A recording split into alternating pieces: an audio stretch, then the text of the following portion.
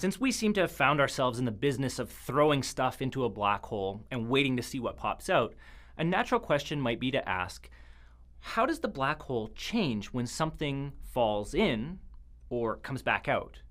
Of course, we do our best to respect the no-hair theorem, but we can ask more about black holes than just what happens to their mass, spin, and charge. After all, if all you've been given are those three values for any particular black hole, I can't tell you anything about its history compared to a black hole with the exact same three characteristics. Somehow, part of the black hole's history is hidden from observation, but astrophysicists have yet another trick up their sleeves: entropy. Entropy is a property that all matter has, and is usually explained as a measurement of disorder within a system. That's a pretty good explanation, but it's quite a bit easier to explain it by example. Your bedroom. Think about the current state of your bedroom, and on a scale of 1 to 10, think about how messy you'd rate it, 1 being perfectly clean, and 10 representing the aftermath of a bull in the china shop scenario. How many different ways can your bedroom be dirty? Your socks specifically, instead of being bundled up in a drawer, might be strewn on the floor, and there are many places that you could find messy socks. On your bed, on the windowsill, under your desk. In fact, there are a huge number of ways that your bedroom can be messy, but there's only one way that it could be perfectly clean. So by measuring how messy something is, we have learned something about how much entropy it contains. Entropy is one of the main reasons why we don't experience reversibility in the universe. Just like your bedroom, there's only one way that a mug is unshattered, but an uncountable number of ways that it can be smashed. What this means is that we rarely see mugs spontaneously going from shattered to unshattered, or dirty rooms spontaneously becoming clean, because there are many ways for those systems to evolve, most of them messier than before. For this reason, entropy is not considered to be time reversible. The behavior of all matter as it relates to entropy, temperature, and energy is codified in a field of physics called thermodynamics. The word thermodynamics comes from the Greek words therm, meaning heat, and dynamis, which means power. Thermodynamics is therefore the study of converting heat into power, and historically it was motivated through the 1800s by the invention of steam engines and later combustion engines. However, thermodynamics has become an essential tool for astrophysicists, since stars are basically the equivalent of nuclear engines. There are 4 basic laws in thermodynamics, and you'll find them surprisingly simple. The 0th law is a statement that the temperature of 2 things are the same when they're in thermal equilibrium. This is a great law because if it weren't true, we could never trust thermometers. The 1st law is a statement that energy is conserved in isolated systems. This is the principle that thermoses operate on. They attempt to keep your food hot or cold by isolating the interior of the thermos from the outside world. Isolation means that ideally, no energy is lost to the outside environment. And so for a thermos, your food stays hot. The 2nd law is a statement that heat flows from hotter objects to colder objects, and not the other way around. This might make some intuitive sense. When we warm ourselves by a campfire, we don't think about cold flowing out of our bodies, we think about hot flowing in. The 3rd law is a statement that as we cool things down to absolute 0, all processes stop. This is an extension of our experience since humans can't survive for long below about minus 40 Celsius. But using a fridge is exactly the 3rd law in practice. Cold food lasts longer because decay processes slow down at low temperatures. The 2nd law of thermodynamics seems pretty obvious. Heat flows from hot things to cold things, and this usually progresses until both objects are the same temperature, right? But how would you go about measuring how far along this equalization is? The answer is entropy. Just like the example with your messy bedroom, entropy measures how messy a system is. As it turns out, this is directly related to an object's temperature. The formulaic definition of entropy is this: S is equal to K log W, where S is the entropy of the system, K is Boltzmann's constant, and W is the number of equiprobable states the system can be in.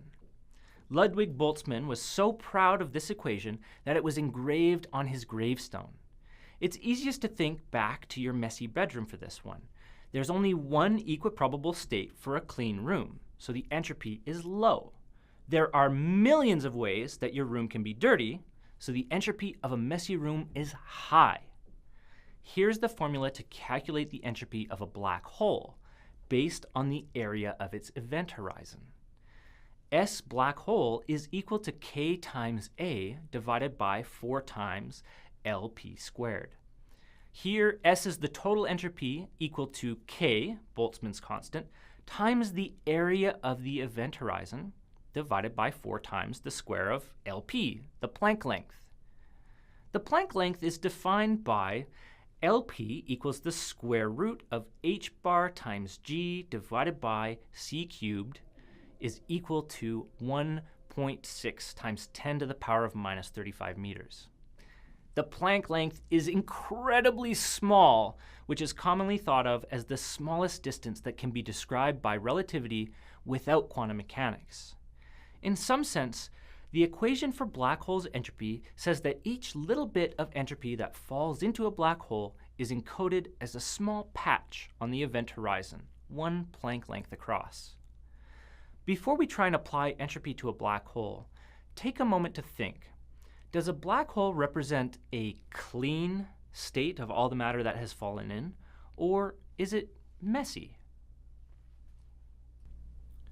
Black holes are strange objects within the study of thermodynamics, a fact recognized by scientist Jacob Bekenstein. In the early 1970s, Bekenstein asked himself a question very similar to the one I just asked you. At the beginning of the 1970s, it was still believed that nothing could escape from a black hole. So a question like, how hot is a black hole, made absolutely no sense. Since nothing comes out of a black hole, the temperature should be 0. Bekenstein recognized that if black holes didn't have well-defined temperatures, maybe they had well-defined entropies. He went on to prove that a black hole's entropy is proportional to the area of the black hole's event horizon. But since entropy was well characterized, shouldn't temperature follow? We can't just stick a thermometer into a black hole in order to see if it's running a fever. Instead, we have to consider what's emitted from the black hole as Hawking radiation causes it to slowly evaporate. Indeed, this was the motivating question that led Stephen Hawking to derive the framework for Hawking radiation. Since quantum mechanics permits black holes to evaporate, they then certainly don't have 0 temperature. Hawking's student at the time, Don Page, took the concept of Hawking radiation further, deriving what temperature we could expect a black hole to radiate. So what do you think? Are black holes hot or are they cold? If you said cold, you're mostly right. The temperatures of black holes are given by the simple equation T is equal to kappa divided by 2 pi, where T is the temperature, 2 pi are just constants, and this kappa is just the surface gravity of the black hole. The surface gravity is a way of expressing acceleration due to gravity at the event horizon, but in strange units. Let's skip the lengthy derivation for a Schwarzschild black hole and get right to the result. The surface gravity of a black hole is proportional to 1 over 4m. You recognize this, right? The surface gravity is inversely proportional to the mass of a black hole. So small black holes have high surface gravities, and big black holes have small surface gravities. This will become important shortly. Since we can now calculate the temperature and entropy of a black hole, we can reconsider the meaning of the thermodynamical laws that got us here. In black hole physics, the 4 laws of thermodynamics can be restated as they apply to black holes like this. The 0th law states that a black hole's surface gravity is the same across its surface. While gravity and temperature are different things, they are very closely related in black hole physics. The 1st law states that changes to a black hole depend on the mass and energy consumed by the black hole. This is a statement of energy conservation. The second law states that the area of a black hole always increases as matter falls in. The event horizon can shrink when Hawking radiation is emitted. However, there is a generalized second law that states that the sum of the area of the black hole and the entropy of the emitted Hawking radiation always increases. So now that we have a theory of black holes compatible with the laws of thermodynamics, what can we say about them that we didn't know before? Simply this: black holes have well-defined temperatures and well-defined entropies. So a black hole has temperature. So what? Did you notice how the mass of the black hole relates to its temperature? This is where things get strange. The more massive a black hole is, the colder it becomes. And the opposite is true too. The smaller a black hole is, the hotter it becomes. Now that's strange. To calculate the temperature of a Schwarzschild black hole, this is the full equation. T equals h bar c cubed divided by 8 pi gm kb. Using this equation with a 1 solar mass black hole yields a chilling temperature of 60 nanokelvin. That's closer to absolute zero than most scientists have been able to achieve in the lab. The lowest recorded temperature of anything on Earth was a molecular gas created here at the University of Alberta by Professor Lindsay LeBlanc. At a mere 40 nanokelvins, that's 20 nanokelvins colder than a solar mass-sized black hole. So how small do you think a black hole would need to be for it to be room temperature? And what would happen as a black hole cools off through Hawking radiation?